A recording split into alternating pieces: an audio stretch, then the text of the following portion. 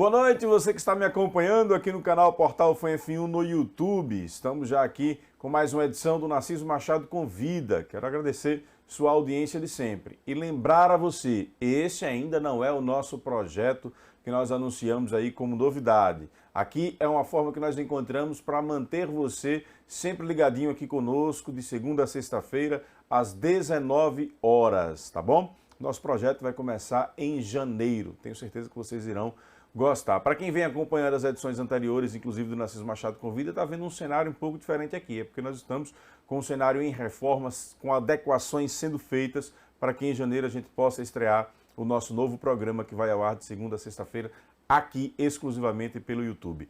Recebo hoje nessa edição do Narciso Machado Convida o querido amigo, radialista, competente comunicador, Cléo Menezes. Cléo, seja muito bem-vindo, satisfação tê-lo aqui, viu? Satisfação toda minha, Narciso. Eu que agradeço a você, né, pelo convite, poder participar também desse projeto. Vamos bater um papo aqui para atualizar um pouco os nossos telespectadores. Com certeza.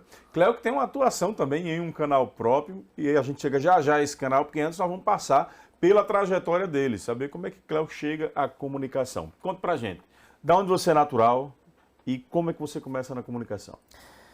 Então, Narciso, eu sou natural do Lagarto, né, Sergipe. É Papajaca. Exatamente. Tive uma infância muito difícil, de muitas dificuldades, apesar de ser de uma família super tradicional de Lagarto, que é a família dos Marianos, né, o Chico Mariano, o Cisino Mariano, comunicadores também, aboiadores, né? Quem faz cavalgada naquela região conhece muito bem. E da família também dos Menezes, né? O meu tio Menezes, a tia Mônica, a Menezes, que tem empreendimento aqui na capital. Então, me criando ali em Lagarto, praticamente só a base. Depois saí, rodei muito, morando em Simão Dias, passando por Itabaiana, Pedrinhas, enfim. Cheguei ao município de Umbaúba. E Umbaúba, eu comecei a gostar da política. Já aos 12 anos, cheguei em Umbaúba ali com minha mãe, de repente tive que sair, né? E quando eu saí de casa, um detalhe interessante, eu fugi de casa. Com quantos anos? Eu fugi de casa com 12 anos. 12 anos? 12 anos.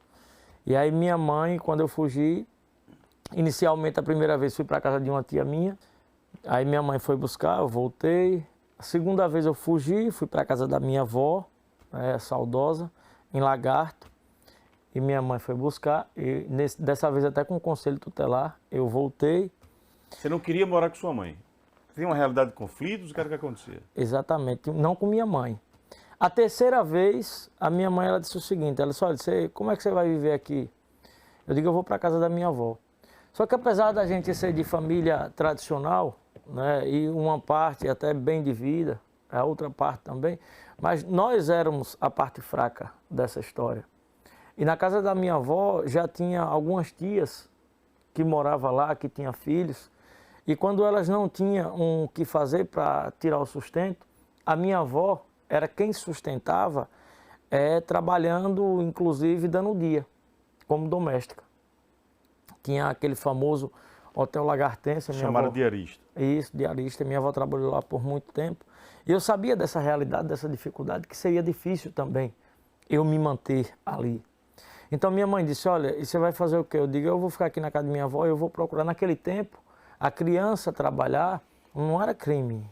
A criança trabalhava, né? Você já aprendia ali uma profissão. Então fui para a casa da minha avó e você perguntou, mas por quê? Qual era a situação? Eu fui criado, uma parte, né, da infância para a adolescência, com um padrasto. E essa história eu só vim contar à minha mãe recentemente. Aliás, através de minha esposa ela ficou sabendo, nunca contei a ela o porquê. Minha mãe era muito rígida, né? Minha mãe era daquele tipo de pessoa que, se ela pedisse pra gente na esquina comprar algo, e você fosse um vizinho, ela vá com minha bicicleta. Quando chegasse ela repreendia. Porque nós não tínhamos condições de ressarcir se algo acontecesse. E um baque de bicicleta era comum, né? Para quem não tinha aquela habilidade, aquela prática. E às vezes minha mãe ficava pensando que era por essa rigidez dela, mas não era por isso. Certa feita eu estava dormindo com meu irmão e eu marquei o horário, nunca esqueci disso. E aí meu padrasto, ele era caminhoneiro. Ele chegou de madrugada, às vezes sempre que chegava, tinha uns conflitos com minha mãe, né, por uma situação ou por outra deles lá. E certa feita eu ouvi ele dizendo que minha mãe cobrando que não tinha mandado o dinheiro da feira, né, que via viajando, ele sempre mandava. Minha mãe fazendo algumas reclamações, ele disse que ele já fazia demais, que ele dava de comer a 2 filhos que não era dele. Aquilo lhe marcou profundamente. Aquilo me marcou profundamente. Quando eu ouvi aquilo, eu fiquei refletindo, meu irmão estava acordado também, a gente, casinha pequena, a gente sempre ouvia tudo. E aí eu fiquei imaginando, digo, pô, minha mãe mora com uma pessoa que a gente dorme em uma cama que era escorada de bloco. As camas eram escoradas de bloco. Em minha casa não tinha um fogão que prestasse, geladeira a gente não tinha, uma televisão a gente não tinha, a gente assistia na casa da vizinha. O básico que tinha que ter dentro de uma casa, não, o básico que tinha que ter dentro de uma casa para você viver com dignidade, sim, a gente não tinha. E esse básico passava pela alimentação. Assim, mas você chegou a passar fome dentro da sua casa? Não. Cheguei a comer ali a farinha, só o que tinha, com uma carne ou com um pedacinho de mortandela. Fome, não. Mas vivia de uma forma muito precária. Não, vivia de uma forma precária em todos os sentidos.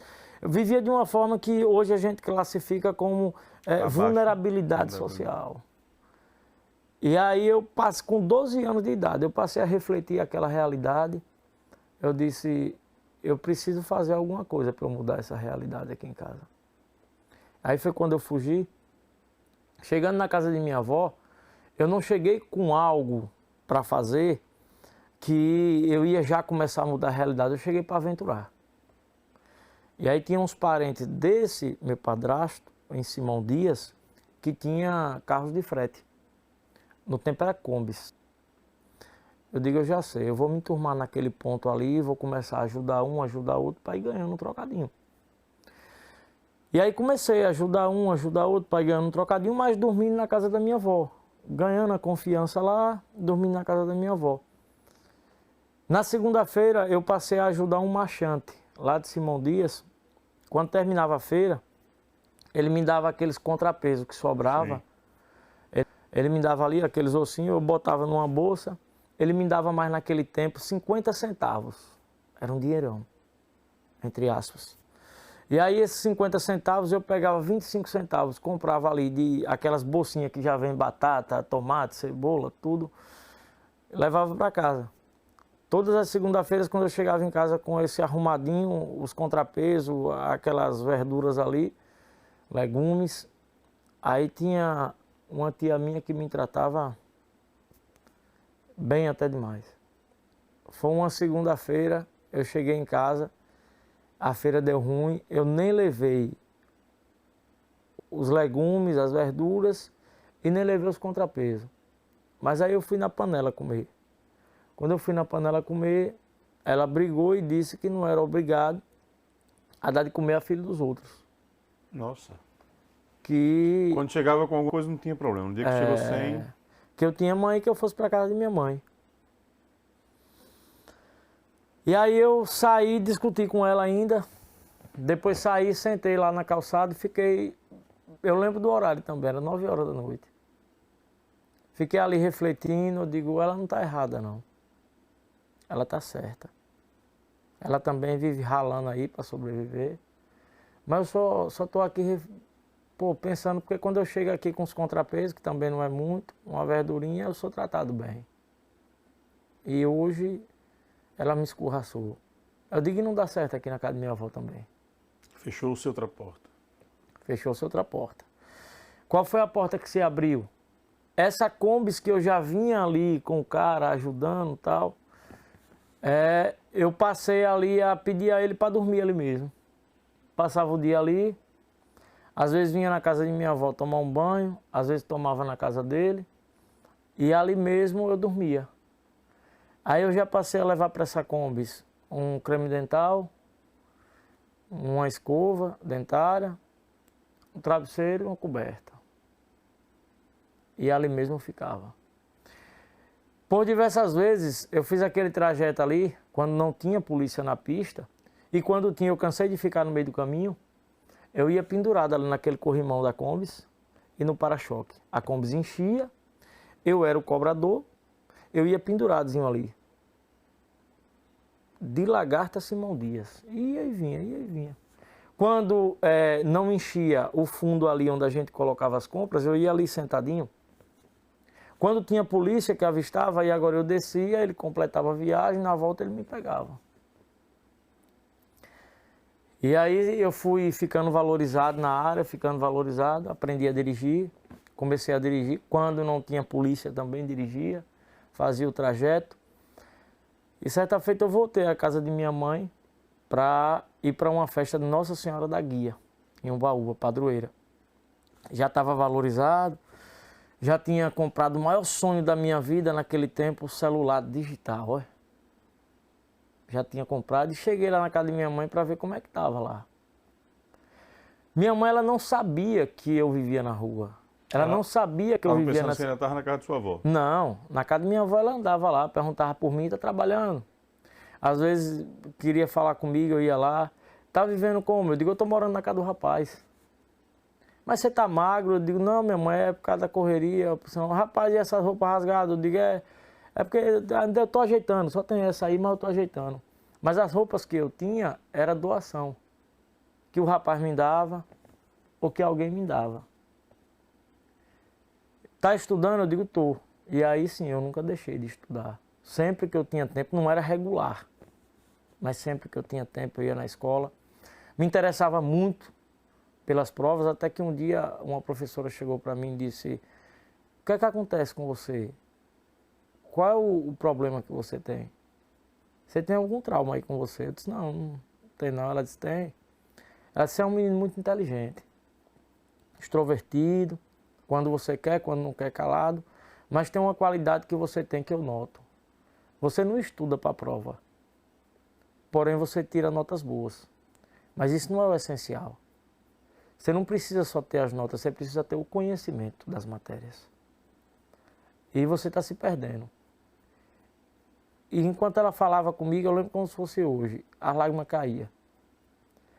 Porque eu não tinha condição naquele momento de focar, de escolher o que eu queria. Eu tinha que sobreviver e tinha que estudar. E eu tentava conciliar, era difícil. Ô Cléo, a gente percebe que você fica emocionado, você conta essa história ainda. E aí eu lhe pergunto, você passou durante um bom tempo, você já me falou aqui, sem conversar isso com a sua mãe.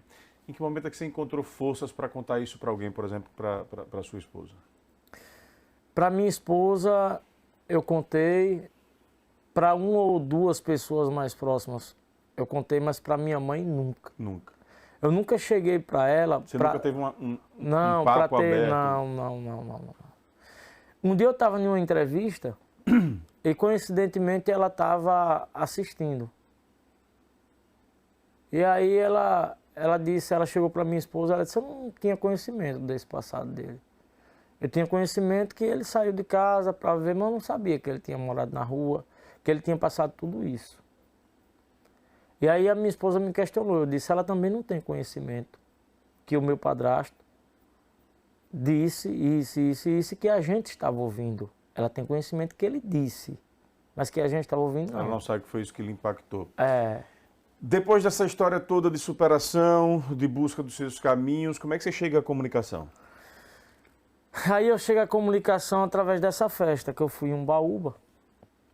E eu encontrei à época o ex-deputado Mundinho da Comase. Eu não conhecia ele.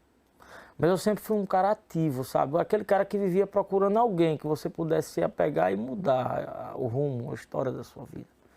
E aí um colega meu perguntou, só o ex-deputado Mundinho tá ali, conhece ele? Eu desconheço, nunca tinha visto. Sabia quem era, eu não sabia nem o que era deputado, a realidade é essa. Essa palavra, eu não sabia o sentido dela. Eu desconheço, ele disse, vamos lá falar com ele que é gente boa, ele dá dinheiro. Eu digo, opa, então eu estou no caminho certo. Aí fui lá, lembro como se fosse hoje. Quando chegou lá, o cara sempre extrovertido, alegre, disse, esse menininho aí, o cara disse, rapaz, é daqui, é uma pessoa boa. Esse menininho, quando ele falou aí, já estava com seus 16 anos, por aí. Aí ele disse, Pronto, rapaz. Olha, vamos andar aqui, vem aqui, vamos andar aqui comigo. Toma aqui esse dinheiro. Na época ele me deu um dinheiro, botou no meu bolso, me deu não, colocou no meu bolso, que eu nunca tinha ouvido falar na vida. Botou R$ 150, eu não sabia nem contar. Aquele dinheiro, aquele montante. Aí ele disse, olha, o lugar que eu andar aqui, o pessoal pedir cerveja aí, você vai contando e ao final você pague. Eu paguei. Quando terminou ali a festa, ele disse, ainda tem dinheiro aí? Eu disse, eu tenho aqui ainda R$ 50. Ele disse, é isso mesmo, já percebi que você é direito. Aí ele me deu mais R$ 30 e disse, ó, domingo vai ter uma festa lá em minha residência. Você vai pra lá. Sabe onde é, né? Eu digo, sei. Não sabia? Não sabia. Não sabia. Aí, pela forma como você respondeu, eu já imaginei que fosse eu digo, sei. Quando eu cheguei em casa, um tempão fora de casa, cheguei um dia com 10 conto, foi o dinheiro que eu fui pra festa, com 10 conto. 10 conto naquele tempo era um dinheirinho, vamos supor que fosse R$ 100 hoje. Pelo valor da moeda. Né? Pelo valor da moeda. Aí cheguei em casa com R$ 100 no bolso. Minha mãe disse, meu filho, foi o que aconteceu. Você chega com essa dinheirama em casa de minha mãe. Encontrei um homem aí na festa e ele disse que é um deputado. Você já tinha voltado a morar com ela? Não, eu fui visitar, eu fui só pra certo, festa. perfeito. Disse que é um deputado. Aí me disse, meu filho, o que é que você está fazendo? Eu digo, não, minha mãe, pode acreditar, não tem coisa errada não. Foi um deputado que me deu aí. Aí ela foi e perguntou à vizinha. A vizinha disse, não, tem esse deputado, ele tá baianinho, ele é muito gente boa. Minha mãe tem mais, ele mandou ir pra casa dele. Aí eu tava à toa mesmo, peguei o carro, no domingo desci pra lá. Peguei o ônibus, naquele tempo, da antiga Rota Sul. Sim. Aí desci pra lá. Quando cheguei lá, onde ele disse, em frente ao ginásio de esporte Tabaianinha, você vai parar. Minha casa é em frente. Quando eu desci, rapaz, já tava aquele mundo de gente, ele tava lá. Eu digo, esse homem vai me conhecer nada. Eu digo, o homem é rico, vai para casa do homem, e desci. Eu desci que ele botou o olho em mim, ele disse, vem pra cá, trouxe roupa, eu digo, trouxe. E aí agora eu já fui servir mesa, cerveja, churrasco, assar churrasco, proativo. Quando terminou o dia, ele disse, você vai dormir aqui com a gente, tem problema, eu cá comigo. Eu digo, tá, eu vivo no mundo, qual é o problema que tem? Eu digo, não, vamos dormir aqui. Quer que ligue para sua mãe? Eu digo, não tem telefone não, pode deixar, eu fico aqui mesmo. E aí fui vivendo ali com ele. Certa feita uma festa, ele disse, rapaz, não tem locutor aí, vamos botar quem? Você faz aí? Eu digo, faço. Aí comecei a desenrolar lá, uma cavalgada, puxar verso e tal, e inventando. Você vem de familiares que você me disse, nisso que eram aboiadores. Aboiadores. E eu tinha um sonho, o meu sonho na vida era de ser cantor. Era dois, ou cantor ou jogador de futebol. Perna de pau, você se convenceu que é? Para esse aí eu me consagrei. Esse aí eu me consagrei no amador. Não deu para concluir o sonho, que era ganhar dinheiro, né? Ter uma vida bem estável, mas como amador... E aí eu ficava cantando com meu irmão, quando botou o microfone em minha mão foi fácil. Aí passando essa fase, vem um colega chamado Flávio Souza, não sei se você conhece, radialista também, cara que, com todo respeito aos colegas comunicadores, eu acho que para o que ele faz, que ele se especializou, que é vinhetas, eu acho que é perfeito. Cara que eu tenho muito respeito por ele, gosto muito, gratidão também. Foi apresentar um programa no emissora, ele disse, rapaz, eu estou precisando de um repórter para fazer externa. Eu vou lhe dar aqui as técnicas e eu já vi... Nós estamos falando de que cidade aí? Aí agora nós estamos falando de Tomar de Jeru. Tomar de Jeru. É uma rádio comunitária. Ele disse, eu vou lhe dar as técnicas aqui, eu já vi que você tem a desenvoltura. Topa? Eu digo, é com nós. Coragem, não faltava, não sobrava. Tinha criado no mundo, rodado, um chutando hoje, outro tangendo amanhã. Eu digo, vamos. Aí cheguei na cidade de Tomar de Jeru, no primeiro dia de entrevista, arrumei uma polêmica, que era na saúde. Aí eu fui lá no posto médico, para você ficar famoso, eu digo, eu já sei o que é que eu fosse, vou esculambar logo o prefeito. Fui. Aí eu botei logo como estratégia, eu digo, eu podia ganhar uma fotos aqui. Essa foi boa. Eu digo, eu vou esculhambar logo o prefeito. Logo uma confusão aqui. Mas você não sabe da maior. Cheguei Essa lá, história você já me contou naquele dia do jantar, mas eu quero que os nossos telespectadores... Aí cheguei lá, meu amigo, desci o cacete no prefeito, pá, tal, e ele tentando me cortar no ar, e eu cacete, ele tentando frear. O colega dizendo, rapaz, pelo amor de Deus, você tá me complicando. E eu pau, aí o povo tinha um monte de gente, começou a me aplaudir. Quanto mais o povo aplaudia, eu me empolgava. Foi se empolgando. Oxente, foi pior do que aquele repórter, quando ele pega e diz, hoje eu vou torar o âncora. Aí botei com força. Quando terminou, quando eu dei uma brecha que ele entrou, eu não voltei mais. Era para eu concluir, eu não voltei mais. Aí ele só, pronto, agora o repórter Cléo Menezes vai voltar aqui para a emissora porque tem uma outra reportagem, você tem que ir na delegacia pegar o plantão de 24 horas. Eu digo, já vou direto. Ele, não, passa na emissora. Quando eu cheguei na emissora, ele disse, homem, essa rádio aqui tá na mão do prefeito, é do prefeito. Aí você me quebra todinho. O que eu tô recebendo de ligação aqui enquanto você tá no ar, eu digo, puta merda, nem comecei, já fui demitido. Deu tempo nem de estágio probatório de pelo menos 24 horas. Isso, e aí, quando terminou o programa, a casa que ele tomava café era na casa do prefeito. E, teoricamente, eu teria que ir também. Quando chegou lá, ele disse, agora vamos lá com o homem que ele conhecer lá. Eu digo, vamos. Chegou lá, que sentamos para tomar café. Aí disse, aí começamos a falar lá, tá, e eu sem saber que era o prefeito. Aí já estava na mesa, né? Mas eu vi lá um monte de gente, começando a falar, de rapaz, eu cheguei lá, o povo começou a pedir, eu desci no cacete no prefeito. Aí pá, tá, ele disse, e qual é o seu pensamento? Eu digo, ele já está aqui. Aí um disse, não tá ainda não. Eu digo, rapaz, o povo tá certo.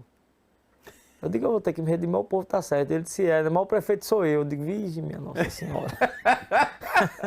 Aí ele disse, levante de minha mesa, saia do meu café. Aí ele deu uma risadinha sarcástica e tal. Ele disse, mas eu gostei de você só precisa entrar no caminho. Entrar no caminho passe a me elogiar, por favor, entenda. Você só precisa entrar no caminho. E daí, Narciso, eu comecei a ter aquela paixão pela comunicação e pelo jornalismo, pelo radiojornalismo. No rádio eu já fiz o disc jockey, o que você imaginar, de bregão a sertanejo, as mais tocadas. Passou por diversas rádios, tenho certeza com isso. Sim, mas chegou ao seu projeto próprio. Quando é que você começa ele? Eu começo o meu projeto próprio, Narciso, a partir do momento que eu quis ter mais uma liberdade. A partir do momento que eu quis expressar o meu sentimento. Perfeito. Quando eu passei a entender que eu queria expressar o meu sentimento, né? Porque todo veículo de comunicação, ele precisa das parcerias para sobreviver. Às vezes o cara diz, Narciso está aqui no rádio hoje, no programa, fazendo uma crítica ao governo. Semana que vem Narciso está elogiando o governo, ali está ganhando alguma coisa já por trás. Não, é natural. Narciso tem um programa dele imparcial, mas o programa dele, a rádio, vai ter uma parceria com o governo que não é proibido, né? O meio de comunicação, ele sobrevive dessa forma.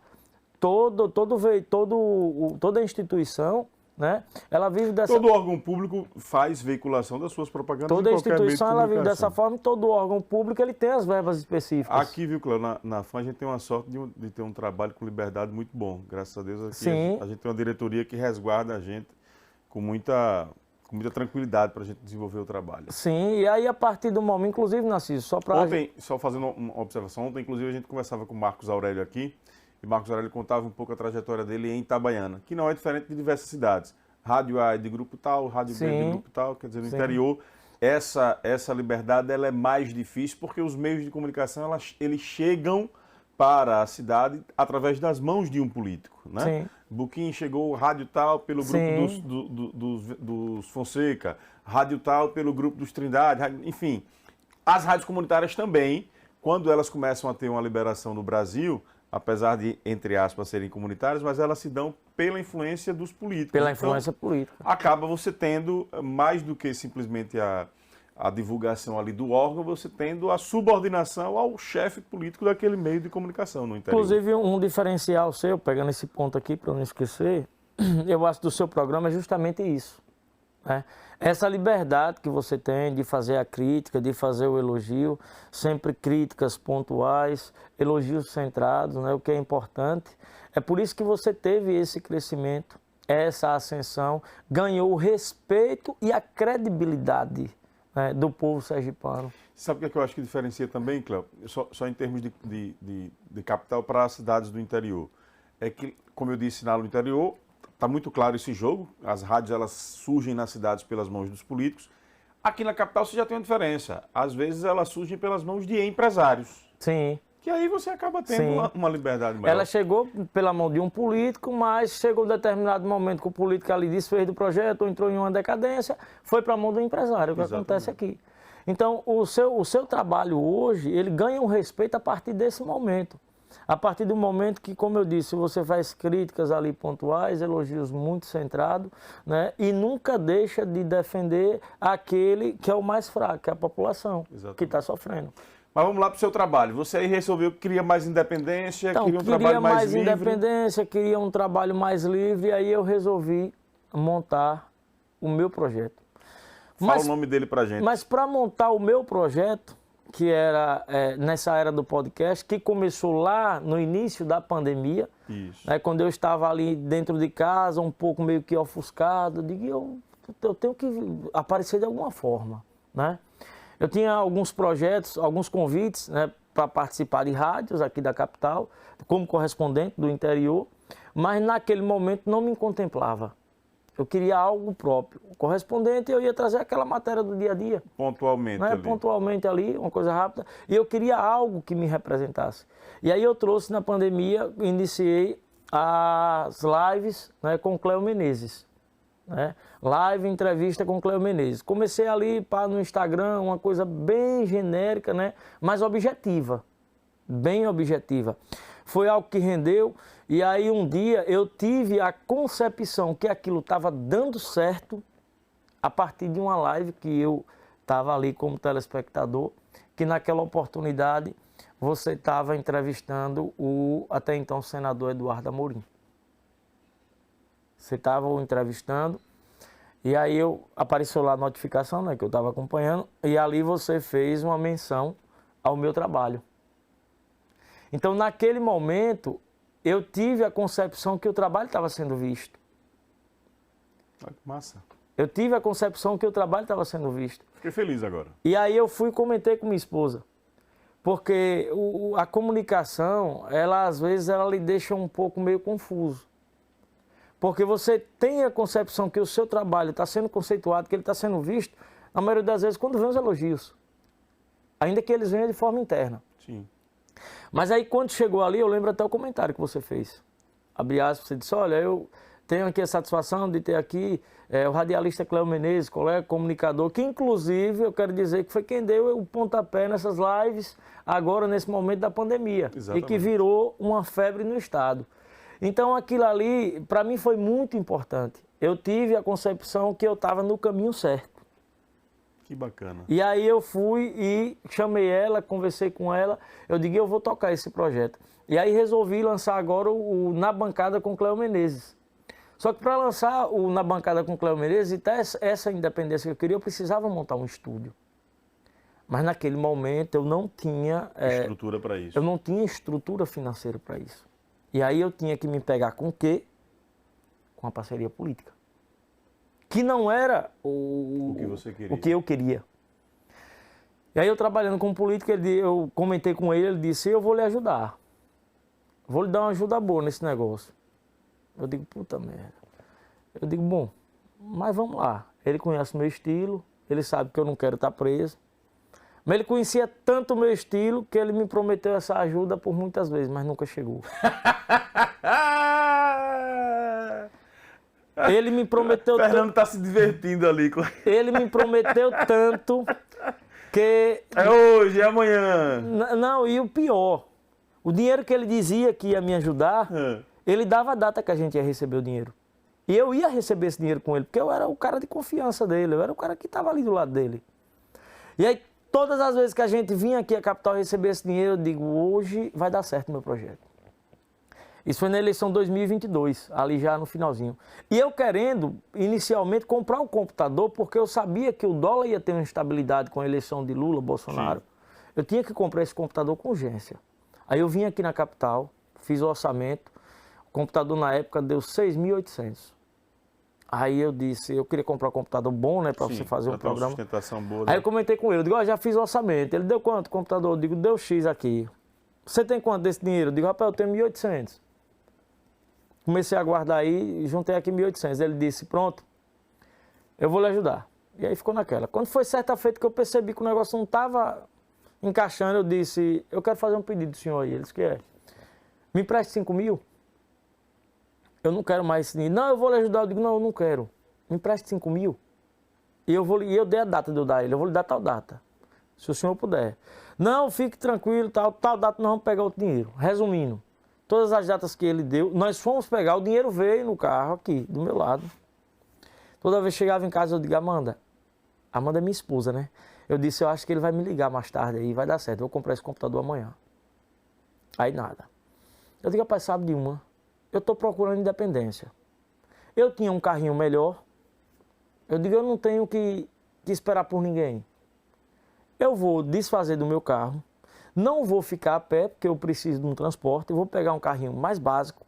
E já vou me capitalizar. Melhor coisa que você fez na sua vida. Para eu iniciar o projeto. Porque não dava, o que eu queria me capitalizar, não dava para eu montar todo o projeto. Mas aí, inicialmente, eu digo, para eu não perder esse computador, esse orçamento, agora eu vou tomar emprestado. Cheguei para tomar emprestado não, foi um negócio de amigo. Cheguei para um amigo lá em Buquim, eu disse, inclusive esse amigo já tinha me ajudado a comprar esse carro, mas eu já tinha pago a ele o que eu peguei. E nunca assinei uma promissória, nada, foi só de boca. Bigode mendado. Fez o Pix lá e na palavra. Quando eu fui comprar meu carro, já tinha pago a ele. Aí eu liguei para ele, fulano, eu tô com um projeto aí assim, tal. Estou em Aracaju amanhã e estou precisando aí de 5 mil. Ele disse, vá lá, quando chegar lá, se concretizar o negócio, diga que eu faço Pix. E aí eu vim. Fui ali numa loja ali na Hermes Fonte. Chegando lá, apresentei o orçamento para o cara, ele disse, rapaz, isso aqui está por fora. A realidade é outra. O orçamento, você previa já tinha acontecido. De 6.800... estava em 9.730. Caramba. Eu tenho a nota lá em casa. Aquilo que eu estava prevendo aconteceu. Eu digo, puta merda, eu estava certo quando eu disse que não queria negócio com o político pelo meio. Já me deu prejuízo de 3 mil. Porque ficou hoje, amanhã. Liguei pro cara, eu digo, olha, aumentou o negócio aqui. Você tem mais 3 mil? Ele, bota.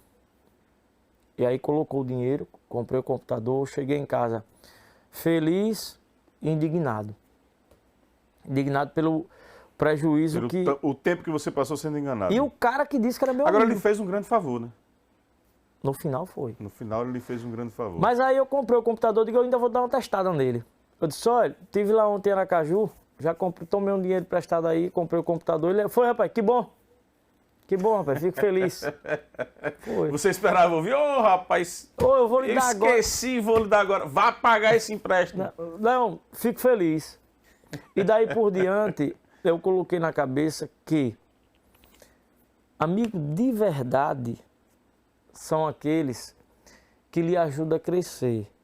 E o crescimento nem sempre vem com o que eu estava procurando nele. Porque inicialmente o que eu procurei nele não foi o dinheiro. Eu procurei ali um incentivo.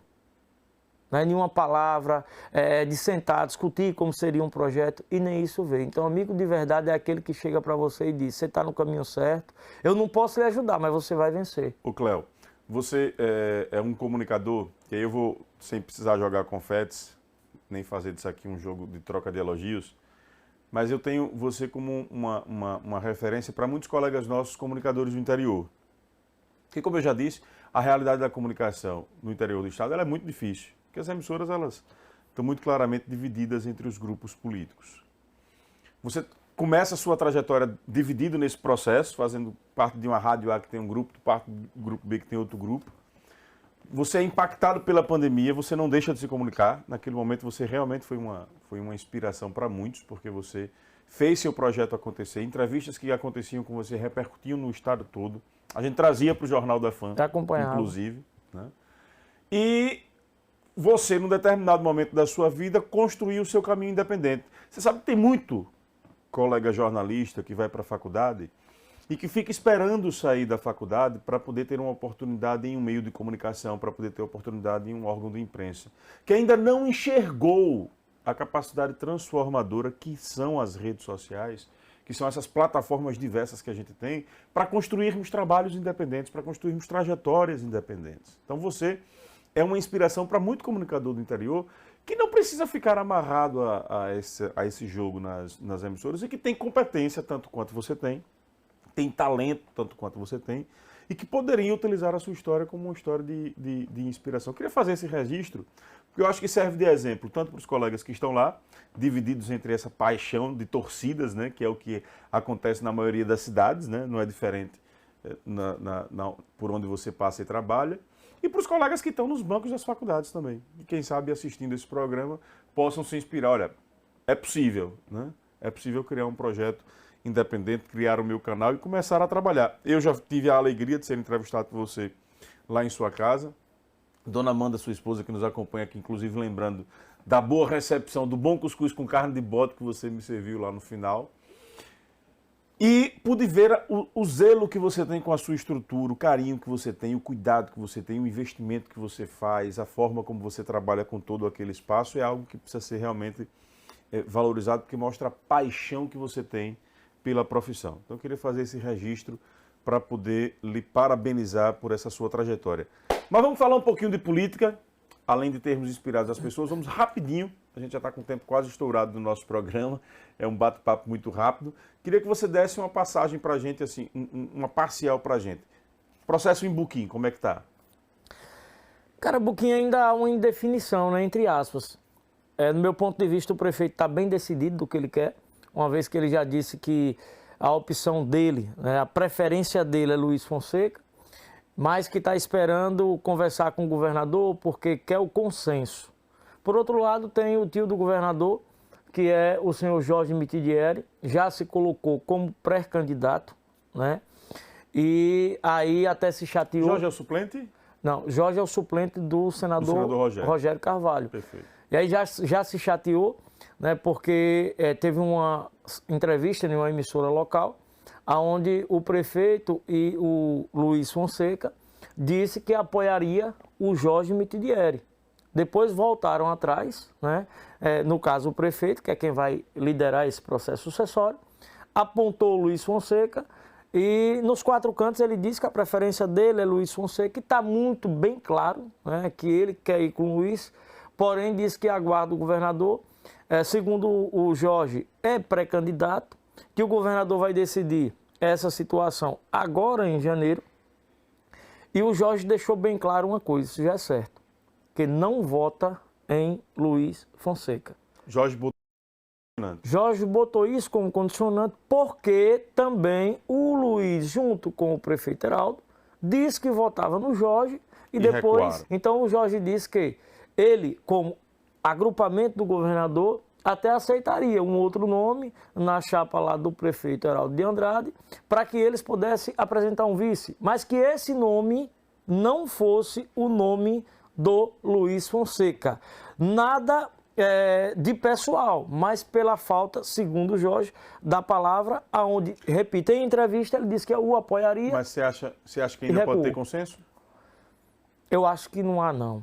Não há, não. Olha, eu acho que esse consenso ele não há, não é nem por parte do governador, sendo bem sincero, não é nem por parte do governador. Mas eu acho que pelo prefeito já ter definido ali que a opção dele é Luiz Fonseca, ele não diz claramente que é o candidato dele, mas ele já cravou, disse que o candidato dele é Luiz. E você que conhece a região, qual vai ser o desfecho? Teremos 3 candidaturas então? Dentro de Buquim? Eu acho que dentro de Buquim é o seguinte, se o governador sai com um candidato do agrupamento do até então saudoso Pedro Barbosa, sim, eu acho que o PT lá dentro do município, que seria a terceira via, né, com o vice-prefeito Chicão Almeida, poderia fazer uma união aí com o governador. Eu acho que o PT ele não junta mais com o prefeito Heraldo de Andrade, até porque Chicão é o atual vice, que teve toda aquela polêmica ali. Da retirada da sala, da expulsão. Segundo o Chicão, o prefeito Heraldo expulsou de dentro da prefeitura. Então aí eu acho que não há mais união. Há uma possibilidade, você acha, do PT não lançar e compor com o grupo que seria dissidente, que seria o liderado por Jorge? O grupo liderado por Jorge, e aí, nesse caso, viria com o governador. O que disse o governador Fábio Mitidieri, inclusive, em uma entrevista lá no emissora local, é o seguinte, é que lá ele recebeu votos do agrupamento do saudoso Pedro, que é o agrupamento que ele é descendente aí de muito tempo, e recebeu do agrupamento do prefeito Heraldo de Andrade, que é o agrupamento dos Fonseca, e que queria contar com esse consenso, porque foram as forças, as correntes que ajudaram ele, né? E ele busca esse consenso, mas pela experiência que tenho, esse consenso não vai acontecer. Umbaúba, temos dentro do agrupamento lá, né, preposto para a sociedade, a vice-prefeita Guadalupe, que é União Brasil, aliada Boa de rede social. Boa de rede social, aliada do André Moura. E tem a Juliana Cardoso, é uma empresária que começou ali meio tímida no cenário, mas que começou a ganhar corpo, e hoje eu vejo elas duas dentro do agrupamento do prefeito Humberto Maravilha, com grande chance de ser a sucessora dele. Por outro lado, tem a oposição que vem com o empresário Raimundo, da RV, que se coloca como oposição, o ex-prefeito Anderson Fontes Farias e o Valdevan 90, que se coloca como pré-candidato, mas tem todo aquele imbróglio judicial que eu acho que inviabiliza. Eu acho que inviabiliza, né? Então, o prefeito ele vai ter que se decidir aí entre a Juliana Cardoso e entre a Guadalupe. Tem também a ex-primeira-dama, Dona Sônia Isabel, esposa do ex-prefeito Zé de Francisquinho, que se coloca no cenário. Nome bom também, nome forte. Uma coisa lá eu tenho certeza que não acontece. É a união, tipo, da Juliana com a Guadalupe, de uma serviço da outra. Aí não acontece. O Humberto ele vai ter que se decidir por uma delas. Ou pela a ex-primeira-dama, Dona Sônia Isabel. Há ainda um caminho longo, então, lá. São nomes bons. Todos nomes bons dentro do agrupamento do prefeito. Resta saber, né? Segundo ele, essa escolha será diante de pesquisa e ele não quer fazer as pesquisas.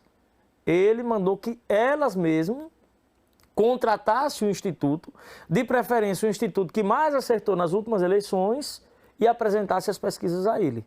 Ele não quer fazer a pesquisa para colocar na mesa. Ele quer que elas façam. E depois entrem em consenso. Exatamente. É uma estratégia arriscada também essa, porque para ter uma divisão é rapidinho. Sim. Dentro do seu farol de atuação lá, Riachão do Dantas, Itabaianinha e Lagarto também? Você acompanha um pouco a política local? Riachão do Dantas, uma situação, um fato até inusitado, né? Nós temos em Riachão do Dantas o Galego da Samba, que é o atual vice-prefeito, que eu acho que será o candidato, né, da prefeita Simone. Sim. O Galego, que na minha visão também, eu acho que tem a preferência do governador Fábio Mitidieri, por uma lealdade, amizade há muito tempo, e é um nome bom também dentro do agrupamento do Galego, né? Por fora corre o vereador Albertino Franco, e lá pelo União Brasil tem o filho do Mi Fontes, né, que diz que também é pré-candidato, só que esse aí é pelo União Brasil, é com o André Moura, mas diz que é forte, que é pré-candidato, empresário no município. Mas qual é o fato inusitado? É a oposição. A oposição hoje, Riachão do Dantas, você tem o presidente da Câmara, o vereador Berinho, que era aliado da prefeita, amigo de primeira hora, nas últimas eleições, nas duas últimas eleições. Tem a ex-prefeita Gerana, e tem o ex-prefeito Laércio, que foram caçados, inclusive. Caçados por quem? Pelo advogado, à época, do agrupamento, né, da coligação, doutor Renan Freitas, que é filho do doutor Gilton, um outro advogado super renomado lá na região. Ele foi quem coordenou esse processo de cassação da Gerana, né, e do Laércio, quanto advogado de coligação. Hoje ele se coloca pré-candidato a prefeito pelo Partido dos Trabalhadores e quer o apoio da Gerana e do Laércio, que inclusive ontem, também conhecido como quarta-feira, houve-se uma confraternização onde estava água, óleo, vinho, tudo junto. Estava a Gerana, o Renan, que o caçou, o Laércio, o vereador Berinho, que também não se dava, era igual a fogo e água. Se um botasse, outro apagava. Que não a união dos diferentes está feita. A união dos diferentes, não. A união dos desiguais. Dos desiguais. Eu não sei como é que vai rolar aquele diálogo. Aqui na capital tem o Antônio Oliveira que diz que é sarapatel de coruja essa situação. Estavam juntos ontem em uma confraternização. Mais tarde eu vou até fazer uma matéria sobre essa situação, né, e publicar. Então, o Renan se coloca como pré-candidato, que é o apoio da Gerana, que é o apoio do Laércio. O Berinho se coloca como pré-candidato também, e ainda tem o advogado doutor Ubiratã, que é outro que participou desse processo também de cassação. E que quer ser candidato também.